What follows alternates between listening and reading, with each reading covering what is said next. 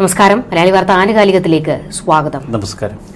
ഉയർത്തെഴുന്നേക്കാൻ കഴിയാത്ത പടുകുഴിയിലേക്കാണ് കോൺഗ്രസ് വീണുകൊണ്ടിരിക്കുന്നത്. തമ്മിലടി അതിരൂക്ഷമാകുന്നുണ്ട്. ഇപ്പോൾ കെ സുധാകരൻ പുതുമധ്യത്തിൽ വന്നു നിന്നാണ് സതീശന് നേരെ വിമർശനം ഉന്നയിച്ചിരിക്കുന്നത്. രാഹുൽ മാങ്കൂട്ടത്തിന്റെ വിഷയം കെട്ടടങ്ങിയിട്ടില്ല. തൊട്ടു പിന്നാലെ യുവനേതാവ് VT ബൽറാമും പണി മേടിച്ചു കൂട്ടിയിരിക്കുകയാണ്. തെരഞ്ഞെടുപ്പ് പടിവാതിൽക്കൽ നിൽക്കുകയാണ്. എന്നിട്ടും ആ ഒരു ചൂടും വേവും ഒന്നും കോൺഗ്രസിനില്ല എന്നാണ് തോന്നുന്നത്. രണ്ടു വട്ടം കേരളം ഭരിച്ചു മുടിച്ച പിണറായി സർക്കാർ ഒടുവിൽ താലത്തിൽ വെച്ച് ഭരണം UDFന്റെ കയ്യിൽ കൊണ്ടുചെന്ന് കൊടുക്കാൻ തയ്യാറായി നിൽക്കുന്ന കേരള ജനത, അതായിരുന്നു ഇവിടുത്തെ ഒരു പൊതുചിത്രം. മൂന്നാം വട്ടവും പിണറായി വരും, തുടരും എന്നൊക്കെ പിണറായി വിജയൻ്റെ ചില പോസ്റ്റുകൾ, പിണറായി വിജയൻ്റെ അനുയായികളുടെ ചില പോസ്റ്റുകൾ, ഇതൊക്കെ കണ്ട് ജനം അന്തം വിട്ട് നിൽക്കുകയാണ് ഒരു വശത്ത്. മറുവശത്ത് കോൺഗ്രസിലെ ഈ ചേരിപ്പോര് ഏറ്റവും മലിനമായ തലത്തിലേക്ക് കടന്നിരിക്കുന്നു. അതിൻ്റെ തുടക്കം രാഹുലായിരുന്നു. രാഹുൽ മാങ്കൂട്ടത്തിനെതിരെയുള്ള ആരോപണങ്ങൾ ആദ്യം ഉയർന്നത് എവിടെ നിന്നാണ്? VD സതീശന് ഏറെ അടുപ്പമുള്ള ഒരു സിനിമാ നടിയാണ് രാഹുൽ മാങ്കൂട്ടത്തിനെതിരെ കൃത്യമായ ആരോപണം തൊടുത്തുവിട്ടത്. അപ്പോൾ കോൺഗ്രസ്സുകാരി അവർ, യൂത്ത് കോൺഗ്രസ് ഒരു അനുഭാവിയാണ്, കോൺഗ്രസ് അനുഭാവിയാണ്. അവർ തൊടുത്തുവിട്ട രാഹുൽ മാങ്കൂട്ടത്തിനെതിരെയുള്ള ആരോപണങ്ങൾ പിന്നീട് ശത്രുപക്ഷം ഏറ്റുപിടിച്ചു. പക്ഷേ ഏറ്റവും ശക്തമായി ആരോപണങ്ങൾ തുടർച്ചയായി എഴുതുകൊണ്ടിരുന്നത് കോൺഗ്രസ് ക്യാമ്പിൽ നിന്ന് തന്നെയാണ്. രാഹുലിനെതിരെ ഏകദേശം 60-ലധികം പരാതികൾ നേതൃത്വത്തിന് ലഭിച്ചിട്ടുണ്ടെന്നും ഏകദേശം 4ഓളം ഗർഭചിത്രങ്ങളുടെ കഥ കോൺഗ്രസ് നേതൃത്വത്തിന് അറിയാമെന്നും തങ്ങളുടെ ഒരു മുൻ MPയുടെ മകളെ രാഹുൽ പീഡിപ്പിച്ചുവെന്നും ഒക്കെയുള്ള എത്ര കഥകളും ആരോപണങ്ങളും. ഇതോടുകൂടി രാഹുൽ നിലംപൊത്തി, തലപൊക്കാൻ കഴിഞ്ഞില്ല പിന്നീട്. കാരണം യൂത്ത് കോൺഗ്രസ് പ്രസിഡന്റ് സ്ഥാനത്ത് നിന്ന് തെറിച്ചു. പാർട്ടി 6 മാസത്തേക്ക് പ്രാഥമിക അംഗത്വത്തിൽ നിന്ന് സസ്പെൻഡ് ചെയ്തു. പിന്നീട് ഷാഫി ഒരുക്കിയ ഒരു പ്രതിരോധത്തിൽ MLA സ്ഥാനം പോകാതെ തൽക്കാലം പിടിച്ചു നിൽക്കുന്നു. അവിടെ പഴയ ഗ്രൂപ്പുകാരൊക്കെ രാഹുലിൻ്റെ രക്ഷയ്ക്കുമെത്തി. ഇവിടെ കാതലായ പ്രശ്നം എന്താണ്? ഏറ്റവും ഒടുവിലാണ് ഇപ്പോൾ സുധാകരൻ സതീശനെതിരെ തിരിഞ്ഞിരിക്കുന്നത്. എന്തിൻ്റെ പേരില? പിണറായി വിജയനൊപ്പം പോയി ഓണസദ്യ ഉണ്ട്, പിണറായിയുടെ മുഖത്ത് നോക്കി ഇളിച്ചിരിക്കുന്ന ആ ഫോട്ടോ, അത് കേരളം കണ്ട് മൂക്കത്ത് വിരൽ വെച്ചു. അതാണിപ്പോൾ സുധാകരൻ പറയുന്നത്, നിങ്ങൾ ഇങ്ങനെ ഇളിച്ചിരിക്കാമോ? ആ ഭാഷയിൽ ഉപയോഗിച്ചത്. എന്തിനാണ് പിണറായി വിജയൻ്റെ മുഖത്ത് നോക്കി ഇങ്ങനെ നിങ്ങൾ ഇളിച്ചിരുന്ന് കേരളത്തിലെ കോൺഗ്രസ് പ്രവർത്തകരെയും അനുയായികളെയും ഇത്രയേറെ പടുകുഴിയിലേക്ക് തള്ളിയിട്ടത്? അവരുടെ പ്രതീക്ഷകളുടെ കടക്കിലാണ് കല്ലുവെച്ചത്. ഇതാണ് സുധാകരൻ്റെ പ്രതികരണത്തിൻ്റെ ഒരു പ്രേരക ഘടകം. സുധാകരൻ പറഞ്ഞു, സതീശൻ ചെയ്തത് ശരിയായില്ല, ഞാനായിരുന്നെങ്കിൽ ഇത്തരമൊരു അവസരം ഉണ്ടാക്കില്ലായിരുന്നു. പിണറായി വിജയൻ ക്ഷണിച്ച ഓണസദ്യയ്ക്ക് പോയി, സദ്യയുണ്ട്, പിന്നീട് പിണറായി വിജയൻ്റെ മുഖത്ത് നോക്കി ഈ ഇളിച്ചിരിക്കുന്ന ഒരവസ്ഥയുണ്ടല്ലോ, ആ സാഹചര്യം കൂടി നമ്മൾ മനസ്സിലാക്കണം. കോൺഗ്രസ് എന്ന പ്രസ്ഥാനത്തിൻ്റെ ഒരു യുവനേതാവ്, സുജിത്ത് എന്ന് പറയുന്ന ഒരു യുവ നേതാവ് കുന്നംകുളത്തുള്ള, ഈ സുജിത്തിനെ 2 വർഷങ്ങൾക്ക് മുൻപ് ഒരു പോലീസ് സ്റ്റേഷനിലിട്ട് 5 പോലീസുകാർ ചേർന്ന് മൃഗീയമായി മർദ്ദിച്ച് ജീവച്ഛവമാക്കി മാറ്റിയ അവൻ്റെ കർണപടം അടിച്ചു പൊട്ടിച്ചു. വൈദ്യപരിശോധനയിൽ കേൾവിക്കുറവുണ്ട്. ഇപ്പോൾ ഒരു ക്ഷേത്ര പൂജാരിയായിരുന്ന ഒരു സാധു യുവാവ്, അയാൾ തൻ്റെ 3 സുഹൃത്തുക്കളെ പോലീസ് അധിക്ഷേപിച്ചപ്പോൾ അതിലൊന്ന് ഇടപെട്ടു. ഒരു പൊതുപ്രവർത്തകനാണ്, രാഷ്ട്രീയ നേതാവാണ്. അതുകൊണ്ട് തന്നെ സ്വാഭാവികമായി ഇത്തരം ചെയ്തികൾ കാണുമ്പോൾ ഇടപെടും. ആ ഇടപെട്ടതിൻ്റെ പേരിൽ ഒരു പോലീസ് ഉദ്യോഗസ്ഥന് ഈഗോ, ആ പോലീസ് ഉദ്യോഗസ്ഥൻ്റെ ഈഗോ അങ്ങ് കത്തി ഈ സാധു യുവാവിനെ പിടിച്ച് പോലീസ് ജീപ്പിലിട്ട് അവൻ്റെ ഷർട്ടും മുണ്ടും വലിച്ചൂരി അതിക്രൂരമായി ജീപ്പിലിട്ട് മർദ്ദിച്ച് ഒടുവിൽ പോലീസ് സ്റ്റേഷനിൽ ഒരു ഷഡ്ഡിയിൽ ഒരു ചുരുട്ടിപ്പിടിച്ച മുണ്ടുമായി ചെന്നിറങ്ങുന്ന കാഴ്ച നമ്മൾ കണ്ട. ഷർട്ടില്ല. പിന്നീട് സ്റ്റേഷനിലിട്ട് അവനെ അതിക്രൂരമായി മർദ്ദിച്ചു. ഇതാണ് സുധാകരൻ പറഞ്ഞത്. നമ്മളിൽ ഒരുത്തനെ ജീവച്ഛവമാക്കി മർദ്ദിച്ച് ഇത്രയേറെ തകർത്ത ഒരു സംഭവം പുറത്തു വന്നതിന് പിന്നാലെ ആ പോലീസിനെ നിയന്ത്രിക്കുന്ന ആഭ്യന്തര വകുപ്പ് മന്ത്രി കൂടിയായ പിണറായി വിജയൻ ഒരു സദ്യ കൊടുക്കുമ്പോൾ ഓടിച്ചെന്ന് സദ്യയും കഴിച്ച് പിണറായിയോട് ചേർന്നിരിക്കുന്നൊരു കാഴ്ച. ഒരുത്തൻ ഇങ്ങോട്ട് മടക്കുന്നതല്ല, മറ്റൊരുത്തൻ അങ്ങോട്ട് മടക്കുന്നതല്ല, ഇല മടക്കിയതിനെ ചൊല്ലി സമൂഹ മാധ്യമങ്ങളിൽ തർക്കം. അത് ഏറ്റുപിടിക്കാൻ ചിലർ. സതീശ മടക്കിയതാണോ ശരി, പിണറായി മടക്കിയതാണോ ശരി, ഇതൊന്നും അല്ലല്ലോ ഇവിടുത്തെ കാതലായ പ്രശ്നം. അതാണ് സുധാകരൻ പറഞ്ഞത്, സതീശൻ ചെയ്തത് ശരിയായില്ല. സുധാകരനും സതീശനും തമ്മിൽ പഴയ ചില പോരുണ്ട്. അവർക്കിടയിൽ ചില വൈരാഗ്യത്തിൻ്റെ ഒരുപാട് കഥകളുണ്ട്. അതിൻ്റെ തുടർ പ്രതിഫലനമാകാം സുധാകരൻ ഇപ്പോൾ നടത്തിയിരിക്കുന്നത്. പക്ഷേ ഇതിന് വലിയൊരു തലമുണ്ട്. ഇത് സതീശനിൽ ഏൽപ്പിക്കുന്ന ഒരു വലിയ ആഘാതമുണ്ട്. കാരണം സതീശനെതിരെ വിമർശനങ്ങൾ ഏറ്റവും രൂക്ഷമായൊരു സാഹചര്യമാണ് കേരളത്തിലുള്ളത്. ഒരു വശത്ത് രാഹുൽ മാങ്കൂട്ടത്തിനെതിരെ ശക്തമായ നിലപാടെടുത്തതിൻ്റെ പേരിൽ സതീശനെ ആളുകൾ വളഞ്ഞിട്ട് ആക്രമിക്കുന്നു. അപ്പോഴാണ് സുധാകരൻ രംഗത്തെത്തിയത്. ഇനി നമ്മൾ ഇതിൻ്റെ ഒരു പശ്ചാത്തലം മനസ്സിലാക്കണം. എന്താണ് രാഹുൽ മാങ്കൂട്ടത്തിൻ്റെയും വി ഡി സതീശൻ്റെയും വി ടി ബൽറാമിൻ്റെയും ഒക്കെ പ്രത്യേകത? പഴയ നമ്മുടെ K Karunakaran, A K Antony, Oommen Chandy ഇത്തരം തലമുതിർന്ന കോൺഗ്രസ് നേതൃത്വം അരങ്ങൊഴിഞ്ഞപ്പോൾ ആ സ്ഥാനത്തേക്ക് ആര് കടന്നു വരും എന്നൊരു ചിന്ത പൊതുവെ കോൺഗ്രസ് പ്രവർത്തകരിലും മലയാളികൾക്കും ഇടയിലുമൊക്കെ ഉണ്ടായിരുന്നു. അതിലേക്ക് മുഖ്യമായി ഉയർന്നു കേട്ട പേര് രമേശ് ചെന്നിത്തലയുടേതായിരുന്നു. ഉമ്മൻചാണ്ടിക്ക് ശേഷം ഉമ്മൻചാണ്ടി പരാജയപ്പെട്ട തെരഞ്ഞെടുപ്പിൽ രമേശ് ചെന്നിത്തല പ്രതിപക്ഷ നേതാവായി. സ്വാഭാവികമായി കേരളത്തിൻ്റെ ഒരു പശ്ചാത്തലം വെച്ച് നോക്കുമ്പോൾ ഒരു പ്രതിപക്ഷ നേതാവ് അടുത്ത തെരഞ്ഞെടുപ്പിലൂടെ മുഖ്യമന്ത്രി കസേരയിലെത്തുക ഒരു സ്വാഭാവിക പരിണാമമാണ്. എന്നാൽ ആ തെരഞ്ഞെടുപ്പിൽ പിണറായി വിജയന് തുടർഭരണം കിട്ടി. അത് പ്രതിപക്ഷ നേതാവിൻ്റെ വീഴ്ചയായി കേരളം കണ്ടു, കോൺഗ്രസ് പ്രവർത്തകർ കണ്ടു, ഹൈക്കമാൻഡ് കണ്ടു. പക്ഷേ രമേശ് ചെന്നിത്തലയുടെ കൂടെയുള്ളവർ പറയുന്നത് കോവിഡ് വന്ന് ഞങ്ങളെ തൊലച്ചെന്നാണ്. കോവിഡ് വന്ന് പിണറായി കിറ്റ് കൊടുത്ത് ജയിച്ചു. എന്തായാലും രമേശ് പാട്ടും മടക്കി വീട്ടിലായി. രമേശിൻ്റെ ആ തോൽവിയിൽ, വീഴ്ചയിൽ പണ്ട് ഉമ്മൻചാണ്ടി വകഞ്ഞു മാറ്റി നിർത്തിയിരുന്ന സതീശൻ അങ്ങ് ഉയർന്നു വന്നു. സതീശൻ പൊങ്ങി വരാൻ രണ്ട് കാരണമുണ്ട്. കാരണം രാഹുൽ ഗാന്ധിക്ക് ഇത്തിരി ഇഷ്ടമാണ്, നല്ല കഴിവുള്ളൊരു യുവ നേതാവ് എന്നുള്ള നിലയിൽ കയറി വന്ന ഒരു അഭിഭാഷകൻ കൂടിയാണ്, നന്നായി വാദിക്കാൻ അറിയാം, നിയമസഭയിൽ നല്ല എക്സലൻറ്റ് പെർഫോമൻസാണ്. അതാണ് ഈ രമേശ് ചെന്നിത്തലയുടെ ക്യാമ്പ് പറയുന്നത്. ഈ സതീശന് വാഗ്വാദത്തിനുള്ള കഴിവുണ്ട്, നിയമസഭയിൽ ചെന്നാൽ പ്രസംഗിക്കാനുള്ള കഴിവുണ്ട്, പക്ഷേ സാധാരണ കോൺഗ്രസ് പ്രവർത്തകരുമായി ആത്മബന്ധമില്ല. ഇതാണ് ചെന്നിത്തല ക്യാമ്പ് തുടർച്ചയായി പറഞ്ഞുകൊണ്ടിരിക്കുന്നത്. ഉമ്മൻചാണ്ടിയുടെ മരണത്തോടെ എ ഗ്രൂപ്പ് ചിഹ്നിച്ചെതറി പല കഷ്ണങ്ങളായി.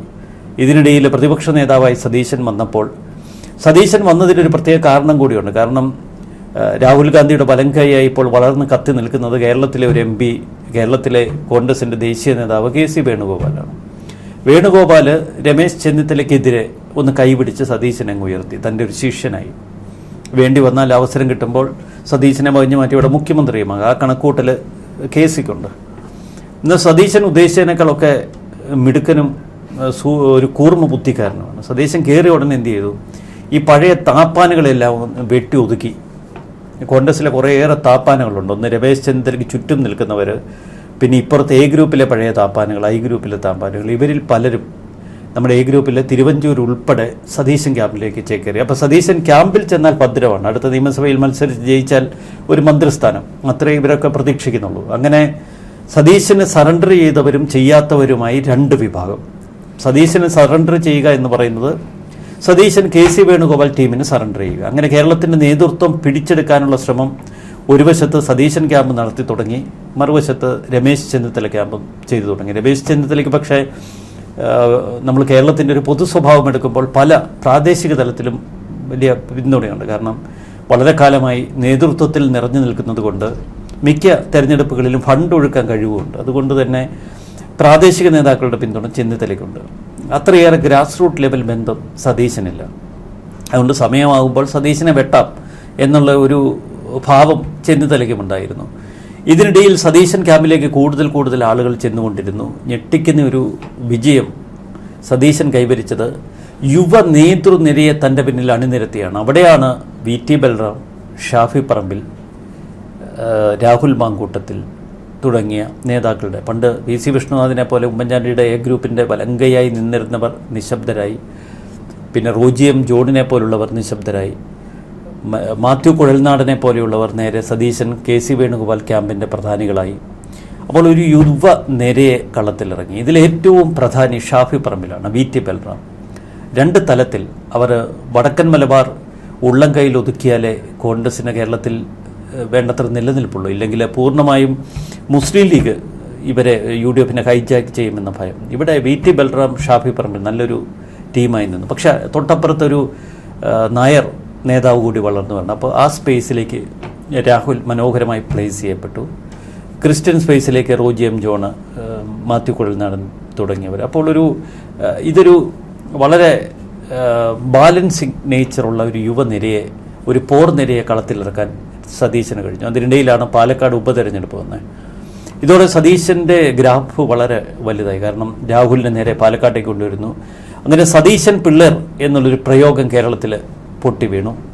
പാലക്കാട് തെരഞ്ഞെടുപ്പിൽ രാഹുലിൻ്റെ വിജയത്തോടെ ഷാഫി പറമ്പിൽ വലിയ നേതാവായി മാറി, കിങ് മേക്കറായി. കാരണം രാഹുലിനെ വിജയിപ്പിച്ചു.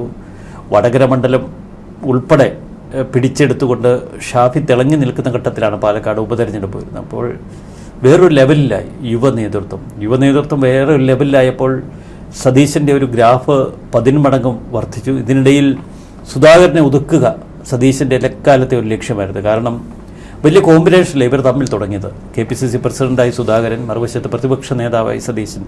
രണ്ടുപേരും നല്ല കെമിസ്ട്രിയിൽ പോകണമെന്നൊക്കെ തീരുമാനിച്ചിരുന്നു. തുടക്കം കുഴപ്പമില്ല. കാരണം ആദ്യഘട്ടത്തിൽ രമേശ് ചെന്നിത്തല ഇത്തിരി സൈഡ് ലൈൻ ചെയ്യപ്പെട്ടു. ചെന്നിത്തല ഒരു കാര്യത്തിലും ബന്ധപ്പെട്ടിരുന്നില്ല. എന്നാൽ പിന്നീട് ഈ സുധാകരന് ഇത്തിരി ഈഗോ ഉള്ള ഒരു നേതാവാണ്. സുധാകരനെ സംബന്ധിച്ച് സതീശൻ പല കാര്യങ്ങളും തന്നോട് ആലോചിക്കുന്നില്ല എന്ന പരിഭവം. സതീശൻ സൂപ്പർ KPCC പ്രസിഡന്റ് ചമയുന്നു എന്ന് പലപ്പോഴും പല വേദികളിലും കോൺഗ്രസ് നേതൃത്വത്തോട് പരാതി പറഞ്ഞിട്ടുണ്ട് ഈ സുധാകരൻ.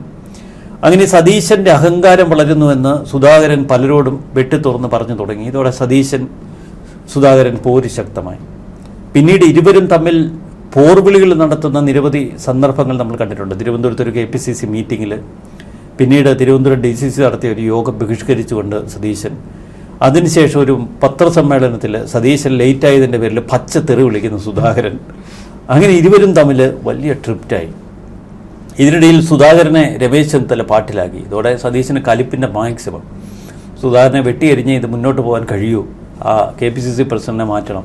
സ്ട്രോങ് സ്റ്റാൻഡ് സതീശനെടുത്തു. അതിൻ്റെ ഏറ്റവും കൂടുതൽ കാരണം കേസ് ഉള്ളതുകൊണ്ട് എളുപ്പമാണ്. രാഹുലിനോട് പറഞ്ഞു കേന്ദ്ര ഇടപെടൽ ശക്തമായിരിക്കില്ല. അങ്ങനെ സുധാകരൻ്റെ അനാരോഗ്യ പ്രശ്നങ്ങൾ പറഞ്ഞ് സുധാകരനെ ആ സ്ഥാനത്ത് നിന്ന് മാറ്റി നിർത്തുന്നു. അന്ന് സുധാകരന് കുറച്ച് ആരോഗ്യ പ്രശ്നങ്ങളുണ്ടായിരുന്നു. പിന്നീട് ട്രീറ്റ്മെൻറ്റൊക്കെ നടത്തി ഇപ്പോൾ കുറച്ച് ആരോഗ്യം വന്നിട്ടുണ്ട്. അപ്പോൾ സുധാകരൻ എങ്കിൽ പിന്നെ എനിക്ക് സ്പേസ് വേണ്ട എന്ന ചിന്ത. ഇതിനിടയിൽ വളരെ ഭംഗിയായി ഒരു ക്രിസ്ത്യൻ പ്രതിനിധി ഇപ്പോൾ കോൺഗ്രസ് നേതൃത്വത്തിലില്ല എന്ന് ചൂണ്ടിക്കാട്ടി സണ്ണി ജോസഫിനെ കൊണ്ടുവന്ന് KPCC പ്രസിഡന്റ് സ്ഥാനത്ത് വരുത്തി. ഇനി ആ സുധാകരൻ ക്ലോസ്ഡ്. അത്തരമൊരു ഘട്ടത്തിലാണ് സുധാകരൻ ഇപ്പോൾ സതീശനെതിരെ തിരിഞ്ഞിരിക്കുന്നത്. ഇതിന് 2 തലങ്ങളുണ്ട്. ഒന്ന്, രമേശ് ചെന്നിത്തല സതീശൻ പോലെ ഏറ്റവും രൂക്ഷമായി നിൽക്കുന്ന സമയമാണ്. അപ്പോൾ സുധാകരൻ്റെ ഏത് നീക്കവും ചെന്നിത്തലയെ സഹായിക്കും. ഈ സതീശന് പൊതുവെ തന്ത്രങ്ങൾ കുറവാണ്. മെരുക്കി ആളുകളെ കൂടെ നിർത്തുന്നതിന് പകരം ഫൈറ്റ് ചെയ്ത് ആളെ കൂടെ നിർത്തുക, ആ ഒരു ശൈലിയാണ്. അപ്പോൾ സതീശൻ്റെ ഏറ്റവും കരുത്തായി നിന്ന രാഹുൽ മാങ്കൂട്ടം, ഷാഫി പറമ്പിൽ ഈ ടീം ഇടയ്ക്ക് KCയോടൊപ്പം ചേർന്നു. കാരണം KCക്ക് ഒരു തോന്നൽ ഈ സതീശനെ കൊണ്ടുവന്ന് തൻ്റെ ശിങ്കിടിയായിട്ട് കേരളത്തിൽ വെച്ചാണ്. പക്ഷേ ഈ സതീശൻ KCയുടെ തലയ്ക്ക് മുകളിൽ കേരളത്തിൽ വളർന്നു നിൽക്കും. അടുത്ത തവണ തിരഞ്ഞെടുപ്പൊക്കെ കഴിയുമ്പോൾ എനിക്ക് മുഖ്യമന്ത്രി ആകണമെന്ന് ആഗ്രഹം പ്രകടിപ്പിച്ചാൽ അത് സതീശൻ അനുവദിക്കണമല്ലോ, ഇല്ലെങ്കിൽ പണിയാവുമല്ലോ. അപ്പോൾ സതീശനെ ദുർബലനാക്കുക എന്ന തന്ത്രമാണ് KC പയറ്റിയത്. അതിൻ്റെ ഭാഗമായി രാഹുലിനെയും ഷാഫിയും ഒക്കെ ഇങ്ങ് ചൂണ്ടിയെടുത്തു. അപ്പോൾ തന്നെ സതീശൻ കുറിച്ചു, ഈ രാഹുലിൻ്റെ ഒരു പണി കൊടുത്തെങ്കിലേ അവർ ഒതുങ്ങുകയുള്ളൂ, KC ഒതുങ്ങുള്ളൂ. എന്തായാലും രാഹുലിൻ്റെ പണി കിട്ടി. അതിൻ്റെ പിന്നിൽ സതീശനാണ് എന്ന് ഒരു കൂട്ടർ പറയുന്നു അവൻ്റെ കയ്യിലിരിപ്പാണെന്ന്. അതെന്തേലും ആട്ടെ, എന്തായാലും രാഹുൽ പണി കിട്ടി പെരുവഴിയിൽ. തൊട്ടു പിന്നാലെ ഷാഫിക്കെതിരെ എപ്പോൾ വേണമെങ്കിലും പണി കിട്ടാമെന്ന ഭീതി ഉള്ളതുകൊണ്ട് ഷാഫി ആദ്യം ഒന്ന് പൊങ്ങി, പിന്നെ താന്ന്. ഇപ്പം കുന്നുകുളത്തെ സുജിത്ത് എന്ന കോൺഗ്രസ് നേതാവിനെ മർദ്ദിച്ച സംഭവത്തിൽ ഷാഫിയുടെ ഗ്രാഫ് താഴെയായി. എത്ര വട്ടം ആ യുവാവ് സുഹൃത്തുക്കളെയും കൂട്ടി അവിടെ ചെന്നു. ഈ ഷാഫിയുടെ ഓഫീസിൽ ചെന്നു പാലക്കാട്. എന്നിട്ട് യൂത്ത് കോൺഗ്രസ് പ്രസിഡന്റാണ്, ഇക്കാര്യത്തിൽ ഇടപെടണമെന്നും ശക്തമായ പ്രതിഷേധം കേരളത്തിൽ രേഖപ്പെടുത്തണമെന്നും സമരപരിപാടികൾ നയിക്കണം ഇവർ ആവശ്യപ്പെട്ട് തിരിഞ്ഞു നോക്കിയില്ല. കാരണം ഏതൊരു യൂത്ത് കോൺഗ്രസ് കുന്നുകുളത്തെ അവൻ്റെ പുറകെ നടക്കേണ്ട മെനക്കെടേണ്ട കാര്യമൊന്നും ഷാഫിയെ പോലെ വലിയ നേതാവിനില്ലല്ലോ. അത് കൈയൊഴിഞ്ഞു. അതിൻ്റെ ഒരു ഭയാനകമായ ഇമ്പാക്റ്റ് ഇപ്പോൾ കേരളത്തിൽ കത്തിയാളുന്നുണ്ട് കോൺഗ്രസ് നേതൃത്വത്തിനിടയിൽ. അപ്പോൾ രാഹുൽ മാങ്കൂട്ടം, അതിന് പിന്നാലെ ഷാഫി ചെരിഞ്ഞു. ഇപ്പോഴത് VT ബൽറാം, ഇവരൊക്കെ ഈ സോഷ്യൽ മീഡിയ വഴി കളിച്ച് ജയിച്ച് വന്നവരാണ്. അപ്പോൾ ഡിജിറ്റൽ മീഡിയയുടെ ലോകത്താണ് ഇവരിൽ മിക്കവരും ജീവിക്കുന്നത് ഈ യുവ നേതാക്കൾ. ഇത് പഴയ കോൺഗ്രസ് നേതൃത്വത്തിൻ്റെ വലിയ പരിഭവവും പരിദേവനവുമാണ്. ഇവരൊന്നും സാധാരണ ജനങ്ങളുമായി ഇടപെടുന്നില്ല. ഇവരൊക്കെ വേറെ ഒരു ഡിജിറ്റൽ ലോകത്തിൻ്റെ ഭാഗമായി നിൽക്കുന്നു. പക്ഷെ കഴിവുണ്ട്, അവരൊരു പുതു തലമുറ ഇതാണല്ലോ. ഇതിനിടയിലാണ് ഇന്നൊരു കീച്ചത് കോൺഗ്രസിൻ്റെ സൈബർ വിങ് BDM ബീഹാർ ഈ GSTയിൽ ആനുകൂല്യം ടുബാക്കോ ഈ പുകയില ഉൽപ്പന്നങ്ങൾ കൊടുത്തു. അപ്പോൾ ബിയിൽ തുടങ്ങുന്ന എന്തിനും ആനുകൂല്യം. കാരണം ബീഹാർ തെരഞ്ഞെടുപ്പ് വരാൻ പോകുന്നു. രാഹുൽ ഗാന്ധി അവിടെ ഉഴുതു മറിച്ച് വലിയ ഷോ എല്ലാം നടത്തി അവിടെ ഒരു കെങ്കേമമായ പൊസിഷനിലെത്തി നിൽക്കുകയാണ്. അതിനിടയിലാണ് ഇലക്ഷൻ വരാൻ പോകുന്നത്. അപ്പോൾ ബീഹാറിന് എന്തും ചെയ്യും കേന്ദ്രം, കാരണം ഇലക്ഷൻ വരാൻ പോകല്ലേ. അതുകൊണ്ടാണ് ബി ഡിക്ക് ആനുകൂല്യം കൊടുത്തിരിക്കുന്നത്. അപ്പോൾ ബി ഡിയും ബീഹാറും ബി തുടങ്ങുന്ന എന്തിനും സഹായം കിട്ടും എന്ന് പറഞ്ഞ് ബീഹാറികളെ വീഡിയോയോട് ഉപമിച്ച് വളരെ അപമാനിച്ചു. ഇപ്പോൾ കിട്ടിയ ചാൻസിൽ ബൽറാമിനെ ഒതുക്കാൻ കോൺഗ്രസ്സുകാർ ഇപ്പോൾ ചാടി, നേതൃത്വം ചാടി. അപ്പോൾ തന്നെ സണ്ണി ജോസഫ് രൂക്ഷമായി പ്രതികരിച്ചു. വി ടി ബൽറാം ചെയ്തത് ശരിയായില്ല, കാരണം കോൺഗ്രസിൻ്റെ ഡിജിറ്റൽ മീഡിയ വിങ്ങിൻ്റെ ഉത്തരവാദിത്വം കൊടുത്തിരിക്കുന്നത് വി ടി ബൽറാമിന്. ഈ രാഹുൽ മാങ്കൂട്ടത്തിലിൻ്റെ പതനം തനിക്കും വരുമെന്നപ്പോൾ ബൽറാം ഊഹിച്ചു, കാരണം അത്ര ശക്തമായ ആക്രമണം പല സ്ഥലത്തു നിന്നും വരാൻ തുടങ്ങി. ബൽറാം രാജിവെച്ചു. അപ്പോൾ ഇത് രാഹുൽ മാങ്കൂട്ടത്തിലിൻ്റെ പതനമാണ്. സുജിത് കുന്നംകുളത്തിൻ്റെ മർദ്ദനം നമ്മൾ പുറത്തറിയപ്പോൾ അത് ഷാഫിയുടെ ഒരു വീഴ്ചയാണ്. ഏറ്റവും ഒടുവിൽ വി ടി ബൽറാം വീഴുന്നു. എന്നാൽ അപ്പുറത്ത് സുധാകരൻ സതീശനെതിരെ പോരിന് വിളിച്ചിരിക്കുന്നു. ഒരു പടപ്പുറപ്പാട് നടത്തിയിരിക്കുന്നു. രൂക്ഷമായ വിമർശനങ്ങൾ. ഏറ്റവും മ്ലേച്ഛമായ തലത്തിൽ കോൺഗ്രസിലെ ഗ്രൂപ്പ് പോര് കത്തി നിൽക്കുന്ന ഒരു കാഴ്ചയാണ് നമുക്ക് മുന്നിൽ. ഇവിടെ മറ്റൊരു കാര്യം ചോദിക്കാനുള്ളത്, ഇപ്പോൾ വി ഡി സതീശന്റെ കാര്യം പറയുകയാണെങ്കിൽ, വി ഡി സതീശൻ മുൻപ് പറഞ്ഞതുപോലെ തന്നെ വാചകം പിടിച്ചു നിൽക്കാൻ അറിയാമെങ്കിലും പിണറായിക്ക് മുൻപിൽ കീഴ്പ്പെടുന്ന തരത്തിലുള്ള ചില രീതികൾ വി ഡി സതീശനിൽ നിന്ന് പുറത്തു വരാറുണ്ട്. ഒന്നിപ്പോൾ ഓണസദ്യ കഴിക്കാൻ പോയത്, മറ്റൊന്ന് ലോകായുക്ത കേസ് കത്തി നിൽക്കുന്ന സമയത്ത് മുഖ്യമന്ത്രിയുടെ ദുരിതാശ്വാസ നിധിയുമായി ബന്ധപ്പെട്ട് വലിയ പ്രതിഷേധം കേരളത്തിൽ നടന്നുകൊണ്ടിരിക്കുന്ന സമയത്ത് അവിടെ ഇഫ്താർ വിരുന്ന് നടത്തിയപ്പോൾ ലോകായുക്തയിലെ ജഡ്ജിമാർ അവിടെ ഉണ്ടായിരുന്നു ആ വിരുന്നിൽ. അന്നവിടെ വി ഡി സതീശൻ പോയതാണ്, ആ പാർട്ടിയിൽ പങ്കെടുത്ത് തിരികെ സന്തോഷത്തോടെയാണ് തിരിച്ചു പോകുന്നത്. എന്നിട്ടും അവിടെ ഒന്ന് പ്രതികരിക്കാനോ ഒന്ന് പ്രതിഷേധിച്ചിറങ്ങിപ്പോരാനോ ഈ പറയുന്ന വി ഡി സതീശൻ തയ്യാറായില്ല. എന്തുകൊണ്ട് ഇങ്ങനെ പിണറായിക്ക് മുന്നിൽ അടിപതറി ഇടയ്ക്കിടയ്ക്ക് നിൽക്കുന്നു എന്നുള്ള ഒരു ചോദ്യം ഈ പറയുന്ന കോൺഗ്രസ് പ്രവർത്തകർക്കിടയിലും ഈ ഒരു അസ്വാരസ്യം പുകയുന്നുണ്ട്. അത് രണ്ട് തലത്തിലുള്ള രാഷ്ട്രീയമാണ്. ഒന്ന് പിണറായിയുടെ രാഷ്ട്രീയമുണ്ട്, അത് പഴയ കമ്മ്യൂണിസ്റ്റ് ഒരു ഏകാധിപത്യ രാഷ്ട്രീയമാണ്. എതിരാളിയെ പോരിന് വിളിച്ച്, എതിരാളിയെ പരിഹസിച്ച്, എതിരാളിയെ ഇറക്കി വിട്ടുകൊണ്ട്, വിമർശിക്കുന്നവർക്കെതിരെ നമ്മൾ ശകാരം മുഴക്കിക്കൊണ്ട്, പരിഹസിച്ചുകൊണ്ട്, പരനാറി എന്ന് വിളിക്കുന്ന ഒരു ശൈലി, അത് പിണറായി ശൈലിയാണ്. ഇത്തരം ശൈലി കോൺഗ്രസിലെ പല നേതാക്കൾക്കുമുണ്ട്. മറുവശത്ത് സതീശൻ്റെ ഒരു ശൈലി, സതീശൻ വിശ്വസിക്കുന്നത് ചില നമ്മുടെ ഡിജിറ്റൽ മീഡിയ നേതാക്കളെ പോലെ മാന്യത, ജനാധിപത്യമല്ലേ. അപ്പോൾ ഈ ജനാധിപത്യ ക്രമത്തിൽ ഒരു മുഖ്യമന്ത്രി, സംസ്ഥാനം ഭരിക്കുന്ന മുഖ്യമന്ത്രി പ്രതിപക്ഷ നേതാവിനെ ക്ഷണിക്കുമ്പോൾ താൻ അങ്ങോട്ടേക്ക് ചെല്ലണം. അതിന് ഇഫ്താറായാലും ഓണവിരുന്നായാലും. അപ്പോൾ താൻ അതിഥിയായി ആതിഥേയൻ്റെ അരികിലേക്ക് ചെല്ലുമ്പോൾ അതിൽ മാന്യത പുലർത്തണം. അതുകൊണ്ട് തന്നെ വളരെ സന്തോഷത്തോടുകൂടി ഹസ്തദാനം നടത്തി പുഞ്ചിരിച്ചുകൊണ്ട് പിണറായിയെ ചേർത്ത് പിടിച്ച് അതൊരു ജനാധിപത്യത്തിൻ്റെ മഹത്വം വിളംബരം ചെയ്യുന്നതാണ് എന്നൊക്കെയുള്ള ഒരു ധാരണ ഒരു വശത്ത്.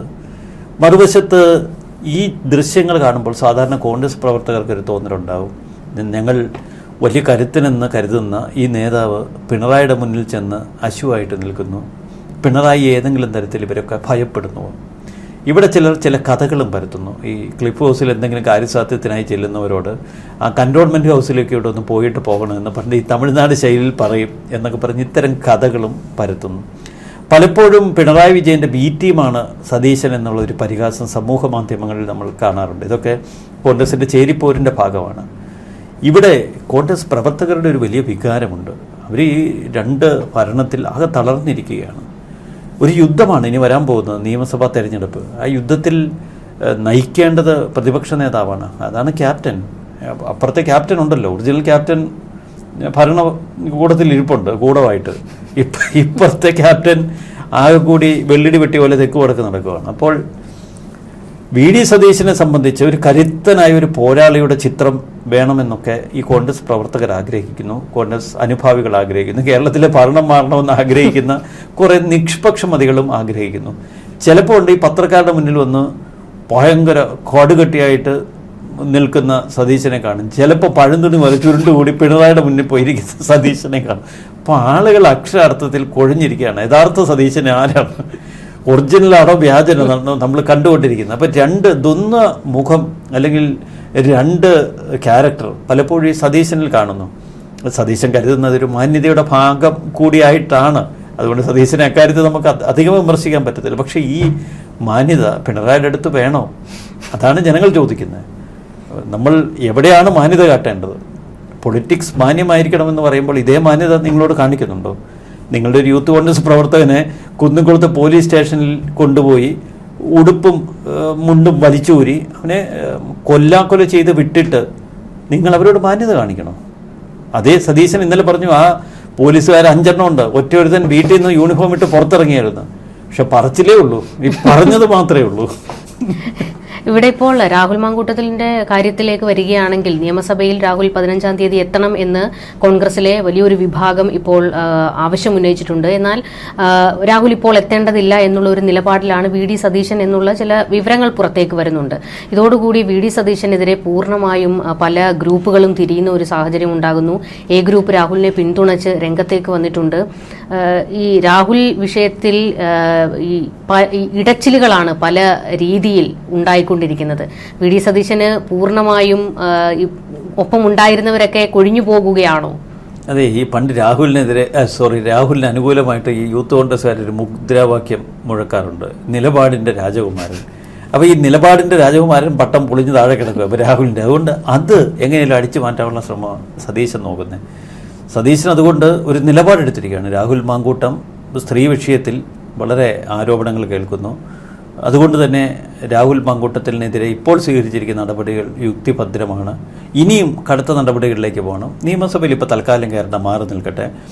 നിയമസഭയിലേക്ക് രാഹുൽ മാങ്കൂട്ടത്തിൽ വന്നാൽ ഏറ്റവും വലിയ തലവേദന ഉണ്ടാകുന്നത് സതീശനാണ്. കാരണം ഈ രാഹുൽ സതീശനെ മൈൻഡ് ചെയ്യില്ല. പ്രതിപക്ഷ നേതാവിനെ മൈൻഡ് ചെയ്യാതെ കോൺഗ്രസ് പാളയത്തിലില്ലാത്ത ഒരു സ്വതന്ത്ര വേഷം കെട്ടി രാഹുൽ മാങ്കൂട്ടത്തിൽ നിയമസഭയിലേക്ക് വന്നാൽ അത് സതീശന് വലിയ തലവേദന ഉണ്ടാക്കും. കാരണം ആദ്യം തന്നെ കട്ടയ്ക്ക് നിലപാടെടുത്തതാണ്. ഇപ്പോൾ ഈ രാഹുൽ മാങ്കൂട്ടത്തിൻ്റെ കുറേ ചിങ്കിടികളുണ്ട് ഈ സമൂഹ മാധ്യമങ്ങളിലൊക്കെ നിറഞ്ഞിരിക്കുന്നവർ. ശരിക്കും രാഹുലിനൊക്കെ വലിയ പിന്തുണ ഇപ്പം സോഷ്യൽ മീഡിയയിൽ നിന്ന് കിട്ടുന്നത്, അത് സത്യമാണ്, നമുക്ക് തള്ളിക്കളയാൻ പറ്റത്തില്ല. പക്ഷേ രമേശ് ചെന്നിത്തലയെയും നമ്മുടെ വി.ഡി. സതീശനെയും കടന്നാക്രമിക്കുക ഇപ്പോൾ സമൂഹ മാധ്യമങ്ങളിൽ. അതിൽ രമേശിനെതിരെ പിന്നെ പ്രഖ്യാപിത ശത്രുവോ രാഹുലിനെ പണ്ട് മുതൽ, അതുകൊണ്ട് വലിയ കാര്യമില്ല. പക്ഷെ വി.ഡി. സതീശനെതിരെ കോൺഗ്രസ് ഗ്രൂപ്പുകളിൽ വരുന്ന കമൻറ്റുകൾ വായിച്ച് നമ്മൾ തല ഇറങ്ങി താഴെ വീഴും. അപ്പം നിയമസഭയിൽ ഇവർ രണ്ടുപേരും കൂടെ മുഖത്തോട് മുഖം നോക്കി നിൽക്കേണ്ട ഒരു അവസ്ഥ ഇപ്പോഴത് ചിന്തിക്കാൻ സതീശന് പറ്റത്തില്ല. അതുകൊണ്ടാണ് തൽക്കാലം നിയമസഭയിൽ വരാതെ എവിടെയെങ്കിലും കുത്തിക്കൂടിയിരിക്കട്ടെ എന്ന് രാഹുലിനോട് പറഞ്ഞുകൊണ്ടിരിക്കുന്നത്. പാലക്കാട് എന്നാലും അത് കോൺഗ്രസിന് പണിയാവില്ല, ഈ സതീശന് പണിയാവും. രാഹുലിനെ ഇപ്പോൾ തൽക്കാലം അവിടെ അടൂരിലെ വീട്ടിൽ പൂട്ടിയിടേണ്ടത് കോൺഗ്രസ് പ്രസ്ഥാനത്തിൻ്റെ ഒരു ആവശ്യമാണ്. കാരണം പലരുടെയും ഒരു സ്വാർത്ഥതയുടെ കൂടാരമായി ഈ കോൺഗ്രസ് കുടുംബ ഗ്രൂപ്പ് പോലെ അധികാരബോഹങ്ങൾ. ഇപ്പം തന്നെ പല സ്ഥലങ്ങളിലും ഈ മന്ത്രിക്കുപ്പായമൊക്കെ ധരിച്ച് എഴുന്നേക്കാൻ പറ്റാതെ വടിയും കുത്തി നിൽക്കുന്നവർ കാത്തിരിപ്പുണ്ട്. അത് കോൺഗ്രസിൻ്റെ ഒരു പൊതു സ്വഭാവമാണ്. അടുത്തൊരു തെരഞ്ഞെടുപ്പിലേക്ക് വരുമ്പോൾ ഭരണം കിട്ടാൻ ചാൻസ് ഉണ്ടെന്ന് അറിഞ്ഞാൽ ഇവരെല്ലാം ചാടും. വടിയുമായി തിരുവനന്തപുരത്തേക്ക് വരും, ഒരു സീറ്റ് വഴക്കുണ്ടാക്കി ബഹളം ഉണ്ടാക്കി മേടിക്കും, പോയി മത്സരിക്കും. ജനങ്ങൾ ഇതൊരാൾക്കൂട്ടമാണല്ലോ, ഈ UDF കോൺഗ്രസും ഒക്കെ. അപ്പോൾ ആൾക്കൂട്ടത്തിൽ ഏതെങ്കിലും തരത്തിൽ ഭരണം കിട്ടിയാലോ ജയിച്ചു വന്നാലോ മന്ത്രിയാണല്ലോ. പിന്നെ ഇവരാരും തമ്മിൽ യാതൊരുവിധ ബന്ധവുമില്ല. മുൻപത്തേക്കാളൊക്കെ ഒരു ഭീതിതമായ അന്തരീക്ഷത്തിലാണ്. പണ്ട് കരുണാകരന് ഒരു കമാൻഡിങ് പവർ ഉണ്ടായിരുന്നു, ഉമ്മൻചാണ്ടിക്ക് ഒരു ജനകീയ സിദ്ധിയുണ്ട്. അതുകൊണ്ട് എല്ലാവരെയും കോർത്തിണക്കി കൂടെയുള്ളവരെയും തന്ത്രപരമായി ഉമ്മൻചാണ്ടി കൂടെ നിർത്തും. ഇനി കൂടെയുള്ള ആരെങ്കിലും പാര പണിയാൻ നോക്കിയാൽ അവനിട്ട് അതിനു മുമ്പേ പാര വെച്ച് അവനെ തളർത്തിയിടും. ഉമ്മൻചാണ്ടിയുടെ ഒരു രാഷ്ട്രീയ ശൈലിയും കഴിവുമാണ്. പിന്നെ വലിയ ഡെഡിക്കേറ്റഡ് ആയിട്ടുള്ള ഒരു നേതൃത്വമായിരുന്നു കോൺഗ്രസിനുണ്ടായിരുന്നത്. കരുണാകരനായിരുന്നെങ്കിലും ഉമ്മൻചാണ്ടി ആയിരുന്നെങ്കിലും A.K. ആൻ്റണി ആയിരുന്നെങ്കിലും ആ തലമുറ അവർ ഭയങ്കര ഡെഡിക്കേറ്റഡ് ആയിരുന്നു. ആ ഡെഡിക്കേഷൻ ഇന്നില്ല. ഇന്നത്തെ ഡെഡിക്കേഷൻ മുഴുവൻ സോഷ്യൽ മീഡിയ തള്ളിൽ മാത്രമേ ഉള്ളൂ, അതല്ലാതെ വാർഡ് തലത്തിലേക്ക് പോകാൻ പറ്റുന്നില്ല. തൊട്ടിപ്പുറത്ത് CPM-ൻ്റെ കാര്യം എടുത്ത് എന്ത് കേഡർ വർക്കാണ് അവർ ചെയ്യുന്നത്. ഇപ്പോൾ ഈ ഓണാഘോഷം നടക്കുന്നു, വാർഡ് തലത്തിൽ അരി മേടിക്കാൻ നിർവാഹമില്ലാത്തവർക്ക് അവരുടെ വാർഡ് കമ്മിറ്റി കൊണ്ടുപോയി അരി കൊടുക്കുന്നു, ഓണാഘോഷം നടത്തുന്നു. എല്ലാ വാർഡ് തലത്തിലും മഹാബലി അണിയിച്ചൊരുക്കി മറ്റേ ഓണയാത്ര നടത്തുന്നു. ഇതൊക്കെ അവരങ്ങ് ഏറ്റെടുത്തിരിക്കുകയാണ്. പിന്നെ വാർഡ് തലത്തിൽ രോഗീ സന്ദർശനം, കുടുംബ സന്ദർശനം, ആംബുലൻസുകൾ, പിന്നെ ആശുപത്രി പരിപാടികൾ. ഈ കേരളത്തിൽ അവരുടെ ഒരു കേഡർ സംവിധാനം പ്രവർത്തിക്കുന്നത് ഭയങ്കര ഭീകരാവസ്ഥയിലാണ്. ഈ സംവിധാനത്തോടാണ് കോൺഗ്രസ് മത്സരിക്കേണ്ടത്. മറുവശത്ത് ഇവർക്ക് പണം ഇഷ്ടം പോലെ. ഈ LDF പ്രത്യേകിച്ച് CPM-ന് 2 തവണ ഭരണം കിട്ടി. നമ്മുടെ ഖജനാവി പണമില്ല, പക്ഷേ AK സെൻറ്ററിലൊരു ലോക്കറുണ്ടല്ലോ, അത് നിറച്ച്, അത് മറ്റേ ഒരു രക്ഷയില്ല, അത് മറ്റേ കുഴിയിലും ഉണ്ടെന്നാണ് പറഞ്ഞത്, എന്നൊക്കെ നമ്മുടെ ബങ്കറിലുമുണ്ട്, അവിടെയൊക്കെ ഫില്ല് ചെയ്ത് വെച്ചിരിക്കുകയാണ്. ഈ പണം കൊണ്ട് അവർക്ക് സുഖമായിട്ട് ഭയങ്കരമായിട്ട് പർച്ചേസ് ചെയ്യാൻ പറ്റും. ആ പർച്ചേസിൽ കോൺഗ്രസ് ആകെ നിസ്സംഗതയോടെ നോക്കി നിൽക്കാനേ പറ്റുള്ളൂ.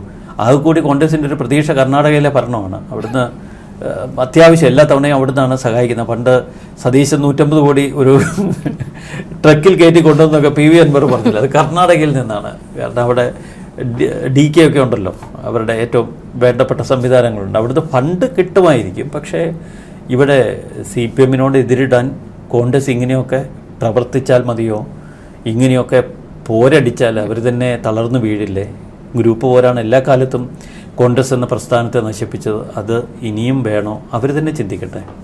ആകെ മൊത്തം നമ്മളൊരു ഇപ്പോഴത്തെ ഒരു സാഹചര്യം നോക്കുമ്പോൾ 3-ാം തവണയും പ്രതിപക്ഷത്ത് തന്നെയാണെന്ന് തോന്നുന്നു സാധ്യത.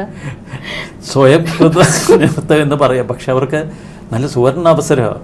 പണ്ട് നമ്മുടെ BJP-ക്കാരോട് നമ്മുടെ ശ്രീധരപിള്ള പറഞ്ഞതുപോലെ എല്ലാ താലത്തിൽ വെച്ച് കിട്ടിയ സുവർണ അവസരമാണ് ഇതുപോലെ തൊഴിച്ചെറിയുന്നത്.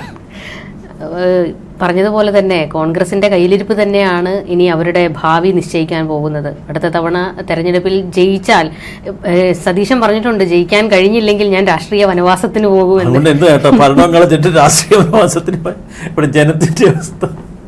അപ്പോൾ ഒരു ഉത്തരവാദിത്വമില്ലാത്ത രീതിയിലുള്ള പ്രതികരണങ്ങൾ, പ്രവർത്തനങ്ങളൊക്കെയാണ് കോൺഗ്രസ് പാളയത്തിൽ നിന്നുണ്ടാകുന്നത്. ഇതെല്ലാം ജനങ്ങൾ കണ്ടുകൊണ്ടിരിക്കുകയാണ് എന്നുള്ള ഒരു ബോധമെങ്കിലും കോൺഗ്രസ്സുകാർക്കുണ്ടാകണം. നിങ്ങളുടെ ഭാവി ഇനി കുറച്ച് മാസങ്ങൾ മാത്രമേ ബാക്കിയുള്ളൂ എന്നുള്ള ഒരു ഓർമ്മയും ഉണ്ടാകണം.